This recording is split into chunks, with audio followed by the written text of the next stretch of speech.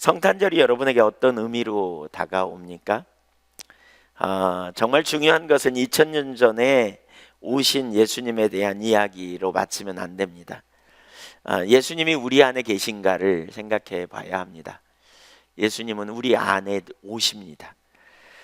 우리가 얼마나 자주 옆으로 가는지 몰라요. 순간순간 자기중심으로 돌아가면 예수님을 우리 마음 안에서 몰아내버리는 경우가 많지요.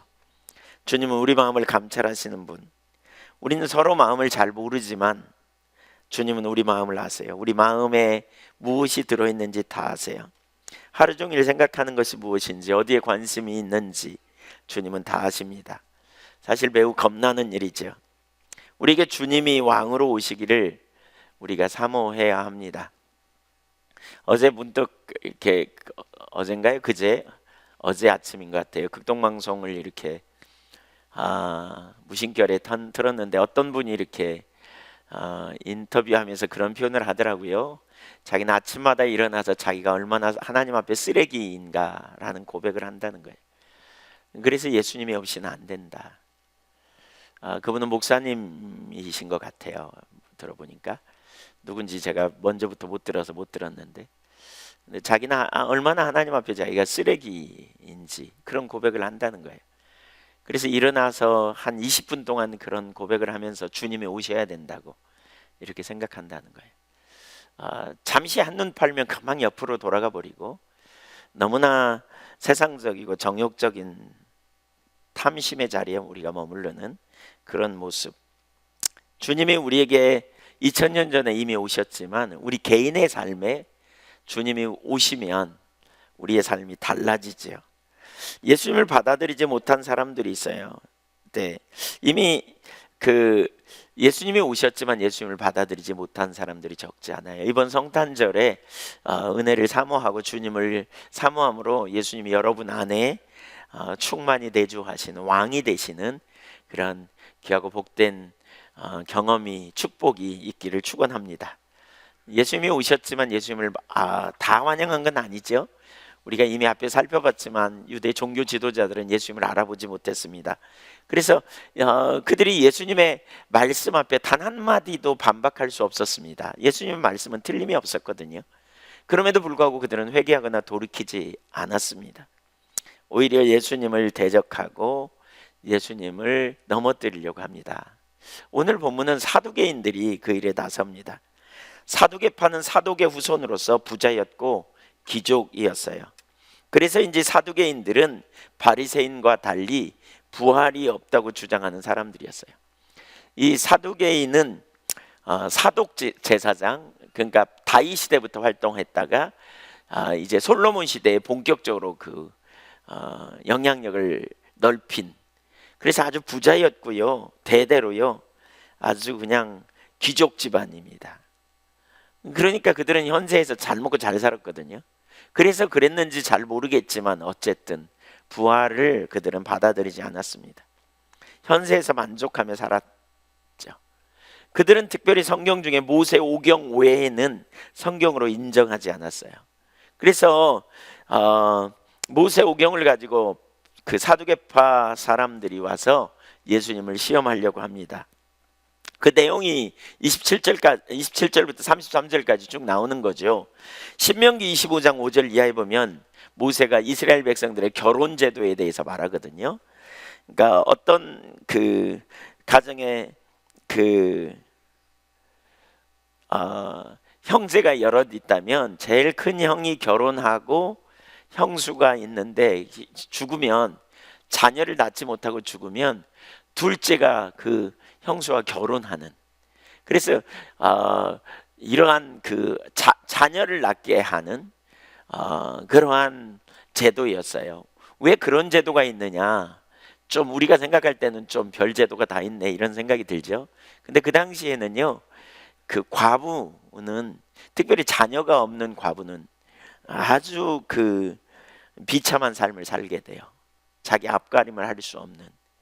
그래서 이러한 제도는 홀로 있는 과부들을 보호하기 위한 배려라고 할 수 있어요. 그래서 사두개인들은 부활이 없다는 자기들의 논리를 주장하기 위해 바로 이러한 결혼 제도를 가지고 예수님께 질문하는 거예요. 어떤 집에 7 아들이 있는데 큰 아들이 결혼했다가 자식을 못 낳고 죽어서 둘째가 그 아내를 또 취했는데 둘째도 죽고 셋째도 죽고 7 아들이 다 죽어버렸다, 자식 없이. 근데 이 다음에 부활하면 그럼 누구 자식이 되겠느냐, 누구 아내가 되겠느냐, 이렇게 지금 질문하는 거예요. 이 질문에 대해 예수님은 직접적인 대답을 하지 않고요, 대신에 부활에 대한 올바른 이해를 가르칩니다. 사실 사두개인들이 그런 질문을 했지만 오늘 우리에게 부활에 대한 아주 중요한, 부활에 대한 이해가 무엇인지를 우리에게 가르쳐주는 오늘 본문 아주 중요합니다. 그래서 첫째, 2가지를 보려고 하는데, 첫째, 부활이 있습니다. 부활이 있습니다. 34절 35절에 보니까 이렇게 말합니다. 36절까지 같이 읽어볼까요? 예수께서 이르시되 이 세상의 자녀들은 장가도 가고 시집도 가되 저 세상과 빛 죽은 자 가운데서 부활함을 얻기에 합당히 여김을 받은 자들은 장가 가고 시집 가는 일이 없으며 그들은 다시 죽을 수도 없나니 이는 천사와 동등이요 부활의 자녀로서 하나님의 자녀임이라. 이 세 구절에서 3가지를 우리가 볼 수 있어요. 우선 하나는 이 세상뿐 아니라 저 세상이 있는데 그것은 서로 다르다고 하십니다. 그러니까 이 세상만 있는 게 아니다, 저 세상도 있다, 이렇게 말하죠. 여러분, 이 세상만 있지 않습니다. 영원한 세상이 있습니다. 아멘. 2번째, 이 세상은 장가도 가고 시집도 가지만 오는 세상에서는 장가 가고 시집 가는 일이 없어요. 그리스도 안에서 우리는 다 한 형제요 자매로 되는 거죠. 3번째, 저 세상은 누가 가냐? 죽은 자 가운데서 부활함을 얻기에 합당한 자들이 갑니다. 네, 우선 이 세상에서 결혼도 하지만 저 세상은 다르다 그러잖아요. 부활하여 사는 하나님의 자녀들, 부활의 자녀들이 그 나라에 간다, 이렇게 말하고 있어요. 그런데 여기 좀 정리할 개념이 있습니다. 우선 이 세상, 저 세상, 이런 표현이 있잖아요. 이건 우리나라 말로 번역될 때 좀 잘못된 번역이에요. 이 단어는 시간적인 개념이에요. 공간적인 개념보다는. 아이온이라는 헬라어로 영어 age라는 단어가 여기서 나왔어요. 그래서 this age, that age 이렇게 표현하고 있어요. 혹은 the coming age라는 표현으로도 하고 있어요. 이 세상은 2세대예요. 2세대. 하나님, 이것은 하나님 나라 개념에서 나온 말이거든요. 예수님이 오셔서 선포하신 핵심 메시지가 뭐냐? 회개하라, 하나님 나라가 가까이 왔다, 천국이 왔다. 이 천국의 개념, 하나님 나라의 개념에서 2세대와 오는 세대의 개념을 이해해야 돼요. 이 2세대, 바로 이 세대 가운데 예수님이 하나님의 나라, 하나님의 통치를 가져왔다 그랬어요. 오셨다. 그리고 하나님의 나라가 왔다, 이렇게 선포하시거든요. 그래서 하나님 나라를 선포하셨고, 또한 귀신을 쫓아내신 후에 내가 하나님의 손을 힘입어, 그러니까 누가복음 11장 20절에 보면 내가 하나님의 손을 힘입어 귀신을 쫓아낸다면 하나님의 나라가 이미 너희에게 임하였느니라, 이렇게 표현하고 있어요. 그러니까 하나님의 나라가 이미 왔다라고 말하고 있거든요. 예수님은 하나님의 통치를 가지고 예수님이 오셨어요. 예수님의 인물과 예수님의 인격과 사역 안에서 하나님 나라가 이미 임했어요. 네. 그런데 예수님은 동시에 하나님의 나라를 또 우리에게 구하라고 가르쳐요. 너희는 먼저 그의 나라와 그의 의를 구하라. 또 주기도문에서 당신의 나라가 임하기를 원합니다. 나라에 임하옵시고, 그 말은 Thy kingdom come, 당신의 나라가 임하기를, 이 땅에 오기를 원합니다, 그런 의미죠. 하나님의 나라가 이 땅에 임하기를 구하라, 이렇게 말하고 있어요. 그 나라는 천국이고 영원한 완전한 하나님의 나라입니다. 그것은 예수님이 십자가에 달려 죽으심과 부활 승천하신 이후에 오는 나라입니다. 그래서 우리는 이 땅에서 살지만 우리의 시민권은 하늘에 있습니다. 그러므로 하나님 나라 백성으로서 천국을 구하고 살아가는 것입니다. 하나님 나라, 그러니까 이 세대와 이 세대 끝이 지나고 오는 세대가 일어나는 거죠. 이 세대의 시작은 언제냐? 이 세대의 시작은 아담의 타락부터 시작해가지고요, 이 세대의 끝과 오는 세대가, 이 세대와 오는 세대의 변곡점, 이 세대가 끝나고 오는 세대가 시작되는 때가 언제냐? 두 가지를 말하고 있는데요. 그리스도의 재림과 죽은 자의 부활이에요. 마태복음 24장 3절에 보면 이렇게 표현하고 있어요. 마태복음 24장 3절 시작. 주의 임하심과 세상 끝에는 무슨 징조가 있사오리까? 제자들이 예수님께 묻는 거예요. 주님의 재림과 세상 끝에는, 여기 세상이라는 말도 아이온, 그래서 세대라고 번역해야 돼요. 주님이 재림하시는 것과 이 세대의 끝은 같은 시기에 일어난다, 이렇게 이해하고 있었어요. 근데 예수님이 이에 대하여 틀렸다고 말하시지 않거든요. 그러니까 이 세대의 끝과 주님의 재림, 그때 무슨 일이 벌어지냐? 심판이 있어요. 그러니까 이 세상에 심판이 있어요. 이 세상 끝에 무슨 일이 있사오리까? 이렇게 말해요. 주님이 다시 오시는 것과 이 세대의 끝은 같은 시기에 일어나요. 또 한 가지 사건이 있는데 오늘 본문이에요. 아까 34절 이하에 예수께서 이르시되 이 세상에, 이 세대의 자녀들은, 그 말이죠, 장가도 가고 시집도 가고, 저 세상, 저 세대, 오는 세대를 말하는데, 및 죽은 자 가운데서 부활함을 얻기에 합당히 여김을 받은 자들은, 그러니까 저 세대에는 누가 들어가냐? 죽은 자 가운데서 부활함을 얻기에 합당히 여김을 받은 자들이 들어가는데, 그 세대는 장가도 가지 않고 시집가는 일도 없다. 그래서 그들은 자기 죽을 수도 없나니 이는 전사와 동등이요 부활의 자녀로서 하나님의 자녀임이라. 그래서 저 세대의 시작은 언제부터냐? 죽은 자의 부활로부터 시작한다는 거예요. 이 세대의 끝과 오는 세대의 시작, 그래서 일직선으로 우리가 이해할 수 있어요. 이 세대의 마지막과 오는 세대의 시작의 변곡점, 그 교차점은 뭐냐? 그리스도가 재림하시고 그때 죽은 자가 살아나는, 여기서 죽은 자는 누구예요? 그 부활함을 얻기에, 죽은 자 가운데서 부활함을 얻기에 합당히 여김을 받은 오는 세대에 들어가는 자들이 살아나는 사건, 이 사건을 말하고 있어요. 이 사건. 그래서 오는 세대는 뭐냐? 천국을 의미해요. 그것은 죽은 자의 부활과 예수님의 재림의 날에 이루어지는, 이 세상과는 완전히 다른 세상, 그 세상이 있을 것을 우리에게 가르쳐주고 있어요. 여러분, 우리는 이 세상에 사는 것만이 끝이 아님을 기억해야 돼요. 오는 세대가 있어요. 영원한 나라, 그 나라를 사모하시기를 바랍니다. 그래서 사두개인의 질문에는 의미가 없죠. 그래서 마가복음은 이 동일 본문 마가복음 12장 24절에서는 이렇게 덧붙여요. 예수께서 이르시되 너희가 성경도 하나님의 능력도 알지 못함으로 오해함이 아니냐, 이렇게 말해요. 예수님은 부활이 있다고 분명히 가르칩니다. 이 땅에서의 삶이 다가 아닙니다. 만일 부활이 없다면 예수 믿는 것이 무슨 의미가 있겠습니까? 영원한 나라가 있다는 사실을 기억하시기를 바랍니다. 우리 이 땅에서 영원한 나라를 바라보고 사는 자들이에요. 예수님은 이 세대만이 아니라 영원한 하나님의 나라, 곧 오는 세대가 있음을 분명히 가르쳐 주고요, 그곳에서 우리는 천사처럼 죽지 않습니다. 그래서 결혼이 필요 없습니다.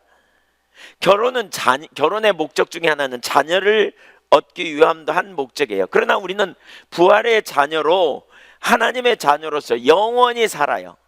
그렇기 때문에 결혼할 이유가 없는 것이지요. 네, 이 세대에서는 시집도 가고 장가도 가지만, 그러나 오는 세대에서는 부활이 바로 결혼식에 속하는 거예요. 누구와 결혼? 죽은 자들이 부활하여 재림 예수를 신랑으로 맞이하는 것입니다. 그 위에 이어질 오는 세대에서는 예수를 믿는 우리가 천사처럼 더 이상 죽지도 않고 부활의 아들들이 되어 영원히 주님과 함께 살아가게 된다는 거예요. 이것이 우리 앞에 펼쳐질 미래예요. 저와 여러분이. 여러분, 우리 이 땅에서 사는 것으로만 끝나는 게 아니에요. 영원한 하나님의 나라가 있음을 우리는 기억해야 돼요. C.S. 루이스라고 아주 참 기독교에 굉장한 영향력을 미친 사람이죠. 이분은 영국의 옥스퍼드 대학의 대학 교수로 있었어요. 이분은 처음부터 기독교인이 아니에요. 이분은 무신론자였어요. 오히려 기독교인을 무시하고요, 우습게 여기는. 예.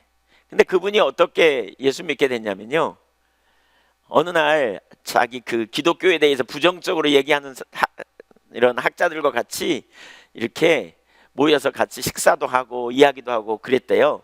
근데 그 중에 한 사람이 그러더라는 거예요. 신문을 보면서 아직도 이 사람들은 부활을 얘기한다고, 이런 시대에 부활을 얘기한다고. 지금 시대가 어느 때인데 이런 부활을 얘기하냐고.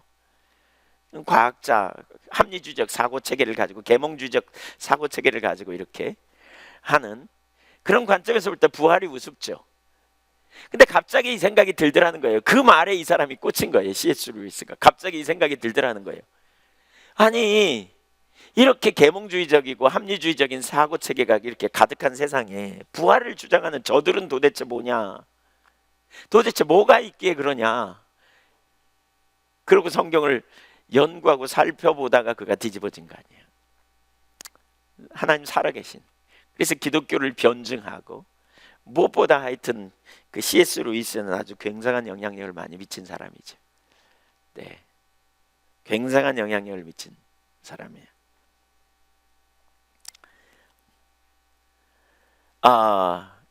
우리가 가야 될 영원한 미래, 영원한 나라가 있어요. 누가 알아요? 네, 하나님의 성령께서 알게 해주셔야 사실 알죠. 우리는 그 나라를 사모하고 가는 거예요. 그 나라를. 여러분, 그 나라가 우리가 돌아갈 본향이고 영원히 있음이 우리 속에 분명하다면요, 한 해가 가면 한 해가 새로 오죠. 그러면 이전으로 돌아갈 수 없잖아요. 그렇죠?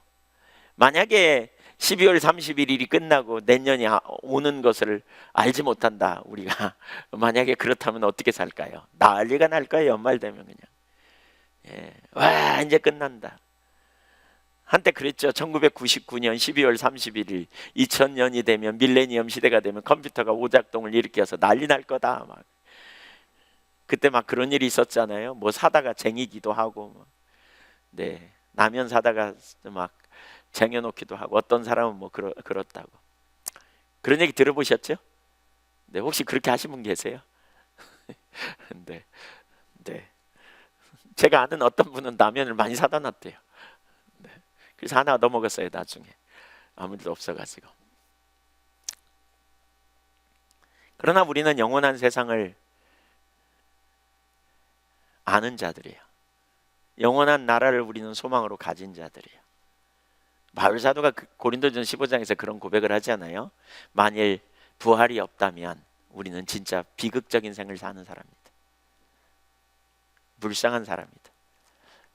부활이 있어요. 우리는 영원한 나라가 있는 그 영원한 세상을 바라보는 자들이에요. 그게 우리에게 얼마나 놀라웠습니까? 우리의 겉사람이 후패되죠. 여러분, 옆에 사람 한번 보세요. 참 젊음이 참 좋다. 요즘은 이런 생각이 막 들어요. 제 얼굴을 보면 그냥 주름이 많이 생겼어요.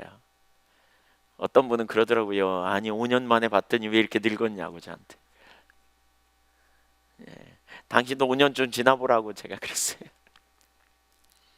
젊음이 참 아름다워 보이죠. 참 옛날에 어르신들이 그런 얘기 한 거 이해 못했는데 요즘 저 나이쯤 되니까 그런 생각이 들어요. 젊으면 다 이뻐요 막 이러더라고요. 그게 무슨 말인지 몰랐어요. 근데 지금 그 말이 와닿아요. 젊으면 다 이뻐. 근데 영원합니까? 아닙니다. 금방 갑니다. 가잖아요. 그렇죠? 몇 년 지나고 나면, 예. 피부 뭐 아무리 뭐 바르고요, 아무리 뭘 해도요, 좀 지나보세요. 금방 그게 그거예요. 네. 평준화가 일어나는 거죠. 외형적으로. 결국 그래서 우리가 이 땅에 소망을 두면 우리는 근본적인 안식과 평강이 있을 수 없어요. 사실 우리에게는 영원한 나라, 하나님 나라가 있기 때문에 겉사람은 후패하지만 속사람은 날로 새로워지는 거죠. 주님 안에서 우리가 감사하고 기뻐할 이유가 거기 있는 거죠. 자, 그런데 오는 세대 천국은 아무나 갈 수 없다 이렇게 말해요. 그곳에 누가 갑니까? 35절 보면 뭐라 그러냐, 저 세상과 및 죽은 자 가운데서 부활함을 얻기에 합당히 여김을 받은 자들이 간다 이렇게 말하고 있습니다. 여기 죽은 자 가운데서라는 말은 죽은 자들로부터 부활한 자들을 의미합니다.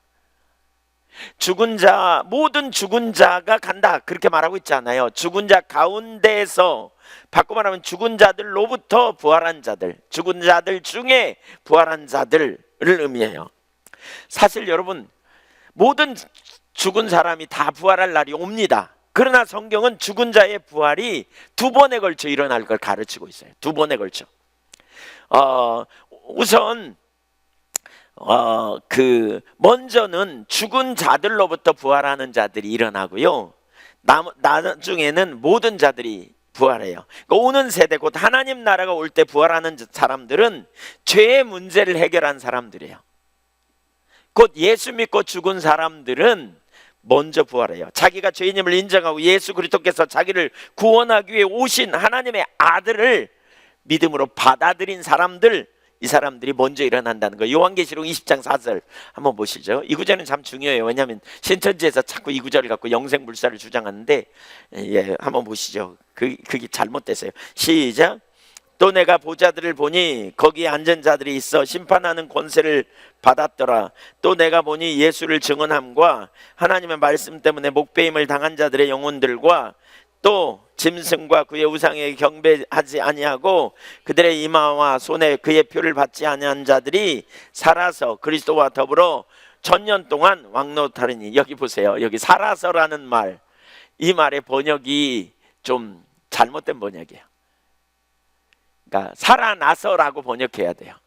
다른 대부분의 번역, 에제세안이라는 헬라어인데요, 육체적인 부활을 지칭할 때 사용되는 말이에요. 이 말은 그리스도께 충성된 자들이 부활하여 그리스도와 더불어 천년 동안 왕노릇 할 거다, 이 말이에요. 근데 신천지에서는 이 구절을 갖고 뭐라 그러냐, 안 죽는다. 봐라, 여기 순교한 자들의 영혼과 충성된 자들의 영혼이 살아서 결합해 가지고 영혼이 산다, 이렇게 말하는 거예요. 성경을 잘못 이해해서 그래요. 근데 이 구절을 끝까지 주장해요. 여러분, 다른 번역은 그래서 개역 한글과 개역 개정판만 이렇게 말하고 있고요, 다른 번역은 다 살아나서로 번역하고 있어요. 살아나서. 부활과 관련된 용어예요. 부활. 살아서라는 말은 부활. 그러니까 누가 부활해요? 이때 첫 번째 부활이에요. 이게 첫 번째 부활. 언제요? 네, 예수를 증언한과 하나님 말씀 때문에 목배임을 당한 자들과 자들의 영혼들과 짐승과 그의 우상에 경배하지 아니하고 그들의 이마와 손에 그의 표를 받지 아니한 자들. 이게 뭐예요? 신실한 그리스도인들을 말하죠. 예수 믿는 그리스도인들을 말해요. 이런 자들. 5절 보세요. 그 나머지 죽은 자들은 천년이 자기까지 살지 못하더라. 이는 첫째 부활이라. 나머지 사람들은 살아나지 못해요. 그러나 먼저 살아난 사람, 그러니까 먼저 죽은 자들은 살아나게 된다, 이렇게 말하면서 6절 보세요. 이 첫째 부활에 참여하는 자들은 복이 있고 거룩하도다. 둘째 사망이 그들을 다스리는 권세가 없고 도리어 그들이 하나님과 그리스도의 제사장이 되어 천년 동안 그리스도와 더불어 왕노릇 하시리라, 이렇게 말하죠. 첫 번째 부활에 참여한 자들이 천년 동안 왕노릇하는 일이 일어난다는 거예요. 10절 보실래요? 또 그들을 미혹하는 마귀가 불과 유황못에 던지리니 거기는 그 짐승과 거짓 선지자도 있어 세세토록 밤낮 괴로움을 받으리라. 13절 바다가 그 가운데서 죽은 자들 내주고 또 사망과 음부도 그 가운데에 죽은 자들 내주매 각 사람이 자기 행위대로 심판을 받고. 이게 뭐냐? 둘째 부활입니다. 사망과 음부도 불못에 던져진 이것은 둘째 사망 곧 불못이라. 그러니까 모든 사람이 마지막에 살아나서 심판을 받게 되고 영원한 지옥에 가게 된다, 이렇게 말하고 있어요. 고린도전서 15장 22절도 이렇게 말합니다. 아담 안에서 모든 사람이 죽은 것 같이 그리스도 안에서 모든 사람이 삶을 얻으리라. 그러나 각각 자기 차례대로 되리니 먼저는 첫 열매인 그리스도요. 그리스도는 이미 부활하셨죠. 언제요? 2000년 전에 이미 부활하셨어요. 그 다음에 뭐예요? 그가 강림하실 때, 재림하실 때에 그리스도께 속한 자는 두 번째 부활한다는 거예요. 그러면서 24절 그 후에는 마지막이다, 이렇게 표현하고 있습니다. 그 후에는 마지막. 불갑을 왕노릇 하실 때까지 모든 원수를, 그리고 맨 마지막에 멸망받을 원수는 26절에 보면 사망이다, 이렇게 표현하고 있습니다. 네, 그러니까 부활은 두 번에 걸쳐서 일어나요. 근데 오는 세대에 들어가는 자들은 첫째 부활에 참여하는 자들이에요. 누구예요? 그들이 예수 믿고 구원받은 자들이에요. 이들은 누구냐? 바로 오는 세대에 속한 자예요. 이 세대에 살고 있지만 오는 세대에 속한 자들이에요. 우리는 지금 이 세대에 살고 있습니다. 왜냐하면 그리스도가 재림하지 않았어요. 또 죽은 자가 부활하지 않았어요. 그렇죠? 그리스도께서 부활하시기 전까지 우리는 예수를 믿고 이 세대 가운데 살지만 우리는 하나님 나라 백성, 전국 시민으로 이 땅에서 살아가는 자들이에요. 우리에게는 영원한 안식이 예비되어 있어요. 우리는 하나님의 유업에 참여하는 자예요. 거기 놀라운 생명이 있어요. 오는 세대를 예수님이 가져오셨죠. 그러나 승천하신 그리스도께서 다시 오실 때에 완전한 하나님의 나라가 이제 성취되는 거죠. 그래서 우리는 이 세대에 살고 있지만 우리의 시민권은 하늘에 있고요. 그리고 우리는 이미 예수님의 부활에 참여한 자로서 우리는 첫째 부활에 참여할 자임을 우리는 아는 거죠. 믿음으로. 죽어도 살겠고 그랬잖아요. 저와 여러분 영원히 사는 그 부활에 참여한 자인 거죠. 그래서 우리는 그 부활에 참여했기 때문에 이 땅에서 뭐예요? 우리는 천국 시민 의식을 가지고 살아가는 거예요. 우리는 그래서 죽는 것에 대해서 두려워하지 않는 거죠. 그래서 우리는 죽음에 대해서 우리는 끝장이라고 생각하지 않는 사람들이에요. 만약 그리스도인이 이 땅이 전부인 것처럼 살아간다면 그리스도인인지 뒷조사해 봐야 돼요. 우리는 영원한 세상을 믿음으로 보는 자들이에요. 우리는 오는 세대에 속해 있어요. 그래서 우리의 왕과 우리의 통치자는 하나님이시죠. 이 땅에 살면서 우리는 하나님 나라 백성으로서 하나님의 법을 따라 살아가는 사람들이어야 해요. 우리는 영원한 하나님 나라 백성이니까. 왜 그런데 하나님이 우리를 이 땅에 두셨을까요? 이 세대에 우리를 이 땅에서 하나님 나라를 이루고 하나님 나라를 넓히는 일에 하나님께서 우리를 쓰시기를 원하시는 거예요. 이 땅에서 하나님 나라와 영광을 위해 살고 믿음으로 또한 오는 세대의 능력으로 주님이 우리와 함께 하실 것을 믿음으로 신뢰하고 나아가는 거죠. 저와 여러분 영원한 나라에 속해 있습니다. 그 영원한 나라 속한 하나님의 백성들로서 놀라운 승리의 삶이 우리의 것임을 믿으시기 바랍니다. 두 번째, 산자의 하나님, 살아있는 자의 하나님. 37절을 보겠습니다. 죽은 자가 살아난다는 것은 같이 읽죠. 37절 20장 37절 시작. 살아난다는 것은 모세도 가시나무 떨기에 관한 글에서 주를 아브라함의 하나님이요 이삭의 하나님이요 야곱의 하나님이라 칭하였나니, 예수님은 사두개인들이 유일하게 인정하는 모세오경 중에 출애굽기 3장 6절을 인용하면서 부활의 비밀을 이렇게 알리십니다. 그러니까 나는 아브라함의 하나님, 이삭의 하나님, 야곱의 하나님이다 이렇게 알리는 거죠. 자신을 소개할 때 현재형 동사로 소개하세요. 아브라함의 하나님, 이삭의 하나님, 야곱의 하나님이었다고 말씀하시는 것이 아니에요. 나는 지금 아브라함의 하나님이고 지금 이삭의 하나님이고 지금 야곱의 하나님이다 이렇게 말해요. 여기 20장 37절에 칭하였나니 라는 말은 네게이라는 단어인데 그가 말하고 있다, 현재형입니다. 현재. 그러니까 지금 나는 아브라함의 하나님이고 지금도 난 아브라함의 하나님, 이삭의 하나님, 야곱의 하나님이야 라고 말하는 거예요. 현재 살아계신 하나님, 그들에게 과거의 하나님일 뿐만 아니라 지금도 나는 아브라함의 하나님, 이삭의 하나님, 야곱의 하나님이야 이 말이죠. 여러분 아브라함, 이삭, 야곱은요 모세보다 훨씬 이전의 사람들이었잖아요. 그런데 하나님은 모세에게 말씀하시던 바로 그때 그들이 살아있는 사람들로 말씀하고 계신 거예요. 이것은 그들이 죽어 끝난 것이 아니라 부활의 영광에 동참하고 있다는 거예요. 누가요? 아브라함, 이삭, 야곱이. 그래서 살아있다 이런 표현을 하고 있는 거죠. 그 하나님이다. 그러면서 38절 보세요. 이 말을 이해하는데 좀 은혜가 필요해요. 38절 같이 읽어보죠. 시작. 살아있는 자의 하나님이시라. 하나님에게는 모든 사람이 살았느니라 하시니. 자, 하나님은 살아있는 자의 하나님이시라는 말은 하나님과의 온전한 관계성에 있는 자들, 그들은 다 죽었다 할지라도 하나님에 대해 살아있다 이런 표현입니다. 하나님에 대해 살아있다. 바꿔 말하면 하나님이 그들의 하나님이 되신다는 거예요. 죽었다 할지라도 하나님은 현재적으로 그들의 하나님이 되신다는 거예요. 하나님은 살아있는 자의 하나님이시라는 거예요.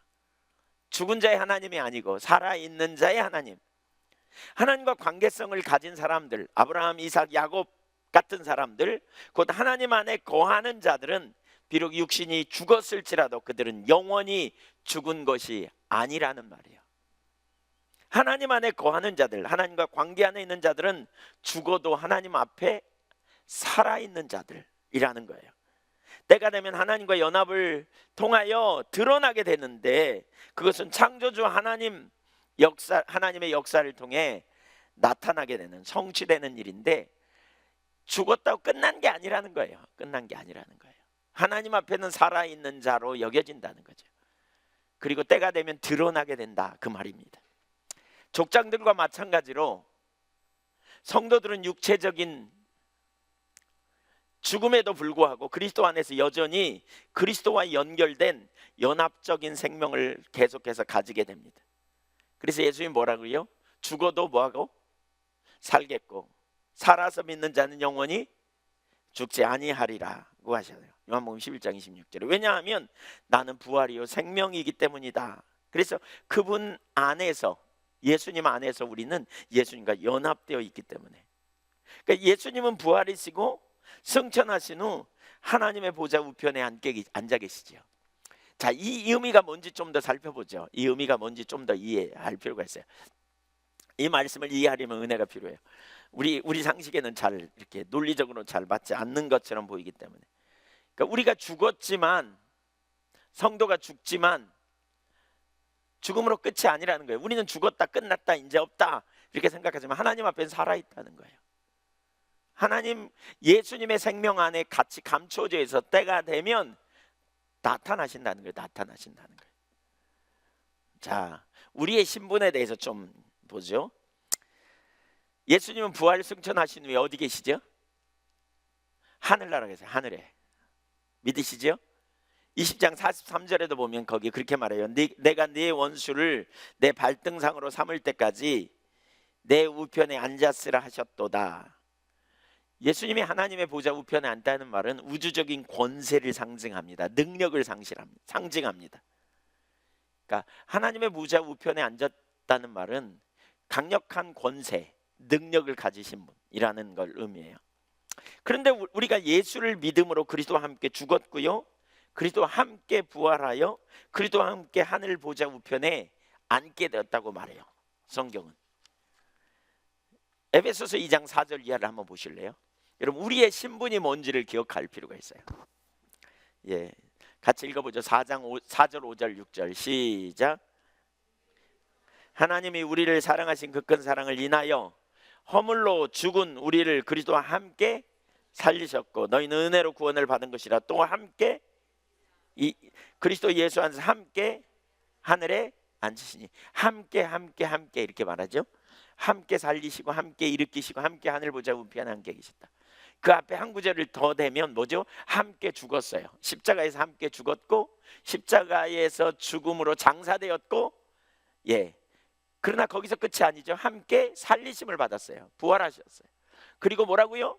여기까지는 우리가 현재적으로 이해해요. 그렇죠? 부활했다 이거. 근데 우리의 신분이 어디 있다? 함께 하나님 보좌 우편에 앉게 되었다. 믿으십니까? 여러분이 어디에 있다고요? 함께 하나님 보좌 우편에 앉게 되었다. 이게 우리의 신분이에요. 부활하신 그리스도와 연합된 우리의 신분이에요. 이게 우리의 신분이에요. 그러니까 우리는 하나님 보좌 우편에 그리스도와 함께 앉게 되었다, 이 말이에요. 앉아있는 자들이죠. 그래서 바울 사도는 성도들에게 죽어서 성도의 생명이 그리스도와 함께 하나님 안에 감추어졌지만, 죽어서 감추어졌지만 그리스도께서 나타나실 때 다시 영광 중에 성도들에게 나타날 것이라고 말하고 있어요. 골로새서 3장 3절 4절 한번 보실래요? 시작.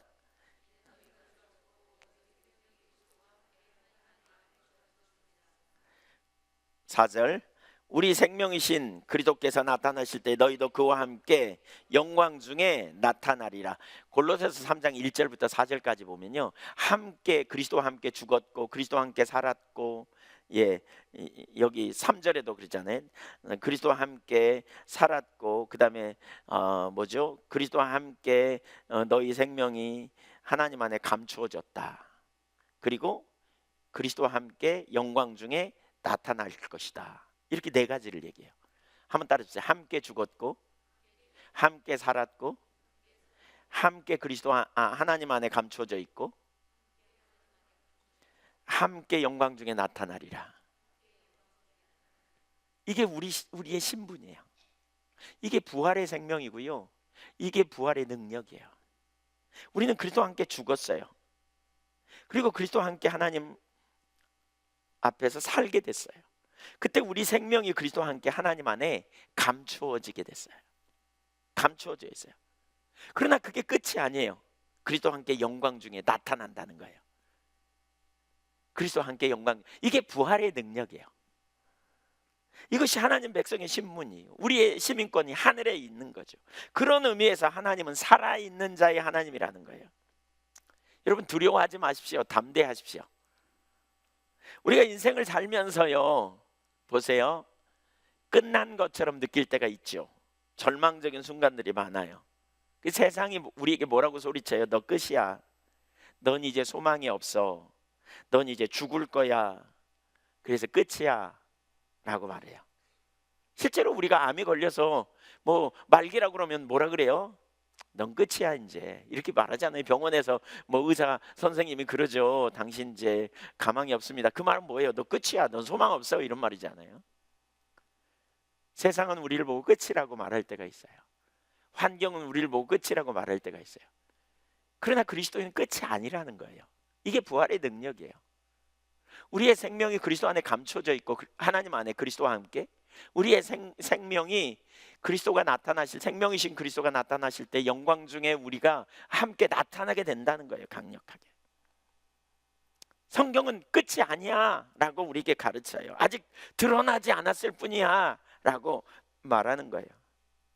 우리 생명이 하나님 안에 감춰져 있어, 이렇게 말하는 거예요. 감춰져 있기 때문에 드러나기 전에는 잘 보이지 않아요. 그래서 알지 못해요. 그러니까 어떤 사람이 예수 믿어도 사람들 잘 몰라요. 뭐가 감춰져 있는지, 뭔지. 지금 뭐 예수 믿으니 좋냐 뭐 이렇게 말하지만 잘 안 보일 수 있어요. 왜? 안 드러나니까. 감춰져 있으니까. 예수 믿고 핍박받고 고난받고 어려움 당하다가 죽으면 우리는 저주받아 죽었다 뭐 이렇게 표현하고, 불행하다 예수 믿었다고 저가 뭐 이렇게 우리는 말할 수 있어요. 왜? 아직 안 드러났으니까. 근데 그게 끝이 아니라는 거예요. 거기 감춰져 있어요. 그러나 생명이신 그리스도께서 나타나실 때 영광 중에 나타날 거라는 거예요. 그때 사람들이 보면 깜짝 놀라겠죠. 와, 어떻게 저런 일이 있냐, 뭐 이런 역사가 있겠죠. 여러분, 성경에도 구약에 보면 그런 일들이 참 많죠. 신약시대에도 많이 그런 일이 있죠. 이런 예를 정말 많이 볼 수 있어요. 예를 들면 아브라함의 일생을 보세요. 아브라함의 일생, 하나님이 약속을 주셨어요. 하나님이 그와 함께 하시겠다는 거예요. 그가 믿음으로 하나님을 따라 나갔어요. 그는 믿음의 사람입니다. 그러나 그의 현실에는 하나도 생명이 없어 보입니다. 25년 동안이나 아들을 못 낳습니다. 약속이 그의 삶에 성취되어 보일 기미가 하나도 없습니다. 세상은 뭐라 그럽니까? 너 끝이야. 네 아내가 아이를 낳을 가능성이 없어. 끝났어 라고 말합니다. 한때 그 소리를 듣고 인간적인 방법을 취하기도 했습니다. 그러나 때가 되니까 무슨 일이 벌어집니까? 아들을 낳게 됩니다. 요셉은 17살에 형들에 의해 팔려갑니다. 보디발 장군 집 애굽의 종살이로 갑니다. 그가 꿈을 꾸었지만 그 꿈은 전혀 이루어지는 것 같이 안 보입니다. 그는 아무런 소망도 없어 보입니다. 왜요? 생명이 감춰져 있기 때문입니다. 드러나지 않기 때문에 그렇습니다. 그게 끝났습니까? 끝나지 않았습니다. 사람들의 눈에 볼 때는 끝났다고 말합니다. 세상은 끝났다고 말합니다. 우리 기독교인들이 보잘것없고 연약해 보여서 사람들은 끝났다고 생각합니다. 넌 소망이 없어, 네가 뭐래, 이렇게 말할지 모릅니다. 그러나 하나님의 생명이, 우리의 생명이 하나님 안에 감춰져 있다니까요. 그리스도와 함께 그분의 생명이 드러나면 영광 중에 나타나게 된다니까요. 애굽의 노예 상태에 놓인 이스라엘 백성들을 보십시오. 하나님께서 그들의 조상에게 얼마나 위대한 약속을 주셨습니까? 그러나 그게 400년 동안이나 감춰져 있었습니다. 그들은 정말 소망이 없어 보입니다. 종살이합니다. 아무런 열망도 열정도 없이 싸늘하게 식어져 버렸습니다. 끝난 세대입니다. 끝난 민족이고요. 그러나 끝났습니까? 아닙니다. 감춰져 있었습니다. 이스라엘 백성들이 홍해 앞에 섰을 때 뭐라 그럽니까? 애굽에 매장제가 없어 우리를 죽이려고 여기 인도했느냐? 환경을 보면 죽었습니다. 끝장입니다. 그 결론이 옳습니다. 그러나 끝나지 않았습니다. 하나님이 놀랍게 역사하셨습니다. 다윗이 사울에게 쫓길 때의 상황을 보십시오. 하나님이 사무엘을 통해서 다윗에게 기름 부으시고 넌 이스라엘 왕이 될 거다라고 말했습니다. 끝난 것처럼 보입니다. 그러나 끝나지 않습니다. 감춰져 있었을 뿐입니다. 이것이 부활의 능력입니다. 우리 인생에 아무것도 없어 보입니다. 때로는 우리 인생에 예수 믿는다고 하나도 뭔가 내놓을 게 없는 것 같습니다. 다른 사람이 보면서 그럽니다. 너 예수 믿는다고 뭐 잘 되냐? 너 예수 믿는다고 뭐가 있냐? 아무것도 없어 보입니다. 그래서 마치 끝난 것처럼 생각합니다. 그러나 끝난 게 아닙니다. 하나님의 생명이, 우리의 생명이 하나님 안에 감춰져 있다니까요. 그리스도와 함께. 그리고 생명이신 그리스도가 나타나실 때에 그분의 생명이 우리 안에 넘치게 된다니까요. 산자의 하나님이신 하나님이, 살아있는 자의 하나님이신 하나님이 영광으로 임하실 때 놀라운 일들이 일어나요. 얼마나 놀라운 일이 일어납니까? 끝난 게 아니죠. 다니엘이 사자 굴 속에 갇힐 때 끝났다고 생각했습니다. 그러나 끝난 게 아니었습니다. 사드락 메삭 아벳노고가 불구덩이 속에 던져질 때 끝났다고 생각했습니다. 그러나 끝난 게 아닙니다. 여기 놀라운 반전이 일어나죠. 반전. 이게 부활의 능력입니다. 감춰진 생명이 드러나면 역사가 일어납니다. 감춰진 생명이 나타나면 반전이 일어납니다. 아브라함이 99세에 아들 낳았고요. 요셉은 결국 국무총리가 되고요. 모세가 하나님의 보내심을 받고 와서 이스라엘을 해방시켜 놓습니다. 홍해 앞에서는 어떻습니까? 출애굽기 14장 13절에 보면 이렇게 말합니다. 모세가 백성에게 이르되 너희는 두려워하지 말고 가만히 서서 여호와께서 오늘 너희를 위하여 행하시는 구원을 보라. 너희는 가만히 있으면 된다. 여호와께서 너희를 위해 행하시는 구원을 보라. 너희가 오늘 본 애굽 사람은 영원히 다시 보지 않게 될 것이다. 진짜 그 일이 일어나지 않습니까? 여호와께서 너희를 위하여 싸우시리라. 여러분, 이게 부활의 능력입니다. 우리는 하나님 안에 감춰진 생명, 그러나 그것이 드러날 날을 기대하는 믿음의 사람들인 거예요. 이게 부활의 믿음입니다. 이게 부활의 능력이고요. 끝이 아니에요. 보이는 게 다가 아니에요. 현재가 다가 아니에요. 우린 영원한 날이 우리 안에 예비되어 있단 말이에요. 죽으면 끝이라고 생각해 많은 사람들이. 그게 아니에요, 여러분. 끝이 아니에요. 이런 일들이 그리스도와 함께 영광 중에 드러나게 됩니다. 이것이 부활의 능력이고, 이러한 부활의 능력이 나타날 때가 있죠. 뭡니까? 오는 세대의 능력이 나타날 때가 있죠. 이게 부흥입니다. 부흥이 일어나면 죽은 것 같고 아무런 소망이 없는 교회가 다시 회복되어지고 새로워지잖아요. 개인적인 심령에 그리스도가 영광으로 임했으면 무슨 일이 벌어집니까? 그 심령이 새롭게 되고 소성케 되고 그 삶에 놀라운 반전이 일어나지 않습니까? 우리가 볼 때 지금 성도들이 죽어가고 죽은 채로 있는 것 같지만 그것으로 끝이 아닙니다. 성도들의 생명은 그리스도와 더불어 하나님 안에 감춰져 있습니다. 그리고 그리스도께서 나타나실 때, 재림하실 때 영원한 생명으로 나타나게 될 것입니다. 그러나 그것은 미래만이 아니고 현재적이기도 합니다. 살아있는 사람이 누굽니까? 하나님 안에 있는 모든 사람이 살아있는 사람입니다. 죽어도 사는 사람. 이것은 이미 죽음을 넘어서는 이야기고요. 부활 역시 육체적 의미의 죽음과 부활이 아니라 그것을 넘어서는 차원을 다루고 있습니다. 회개를 통해 영생을 얻게 되며 그 영생은 죽음 위에 오는 것이 아니고 지금 현재 여기서부터 얻게 되며 어느 한 시점이 아니라 영원한 현재로서 영생, 부활이 있는 것입니다. 그리스도께서 동행하시는 가운데 이러한 일이 저와 여러분의 삶에 실제로 나타나기를 사모해야 됩니다. 그리스도께서 영광으로 나타나시기를 우리는 기대해야 돼요.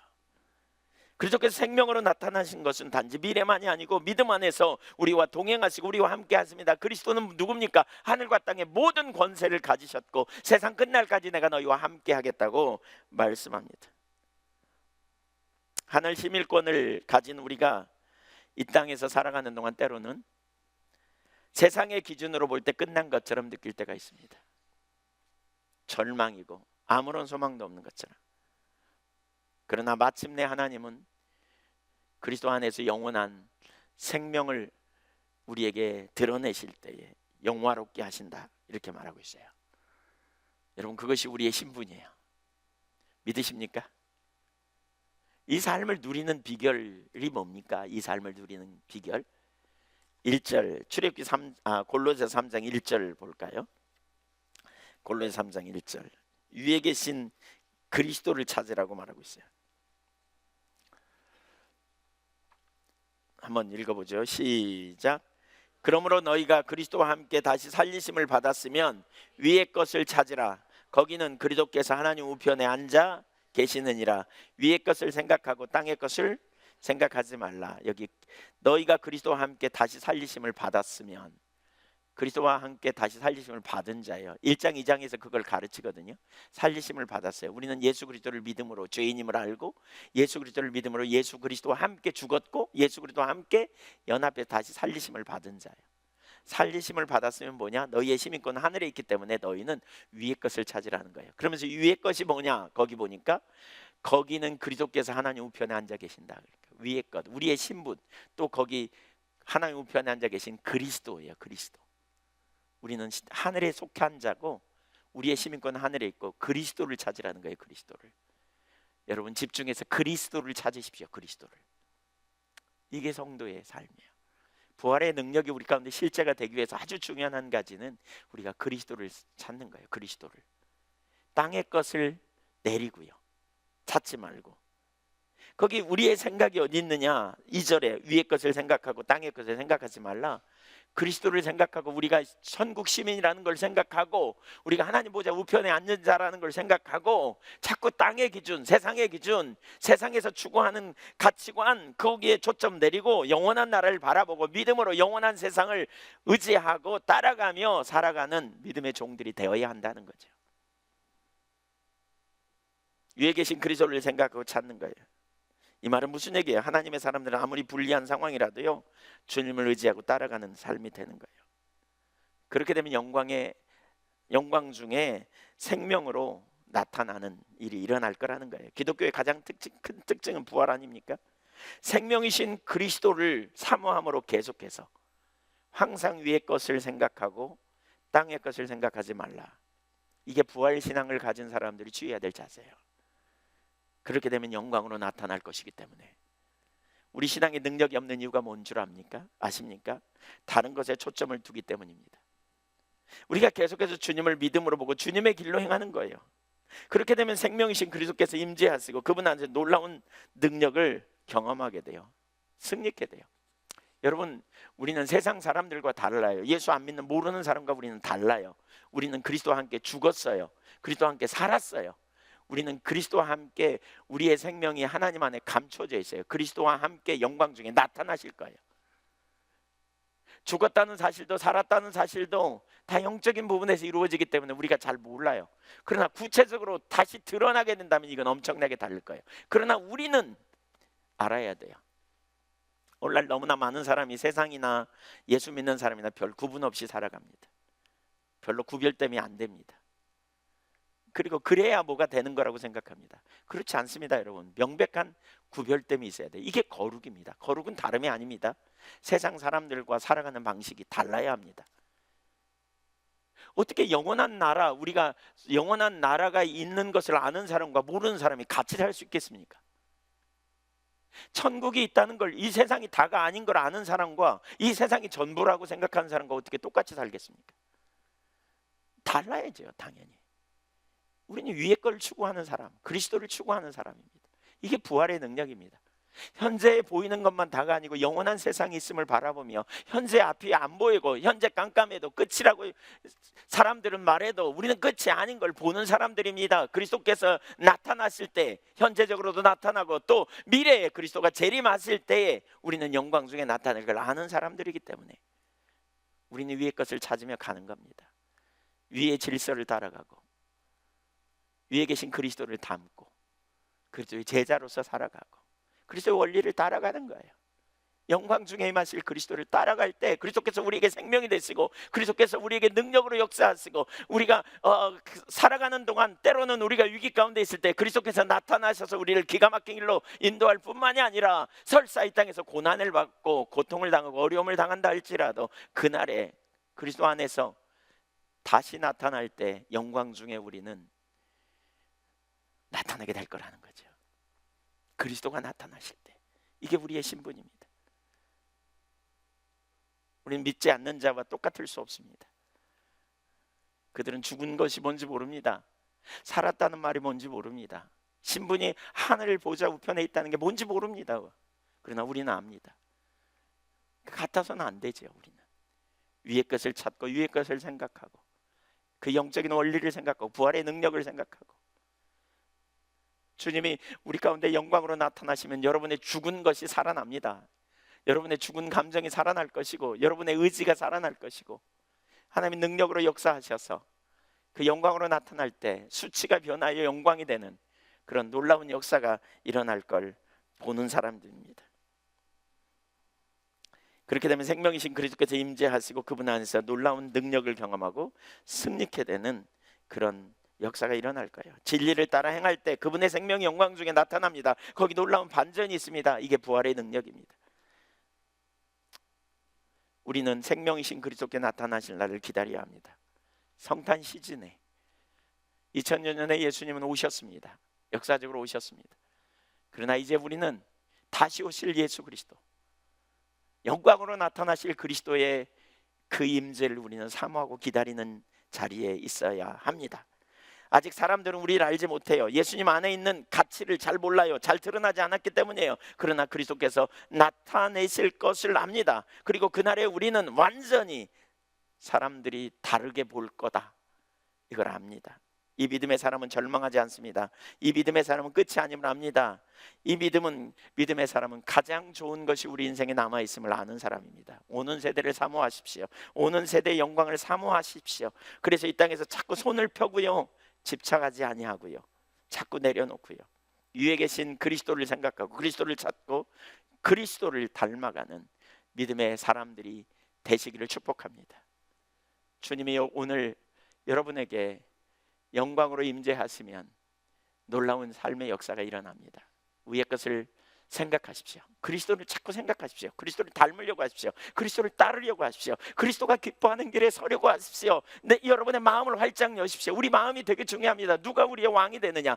제가 저 자신을 봐도 그렇습니다. 저 자신이 어떤 때 생각하고 멍 때리고 있으면서 생각하는 걸 보면 정말 쓰레기 같은 생각을 합니다.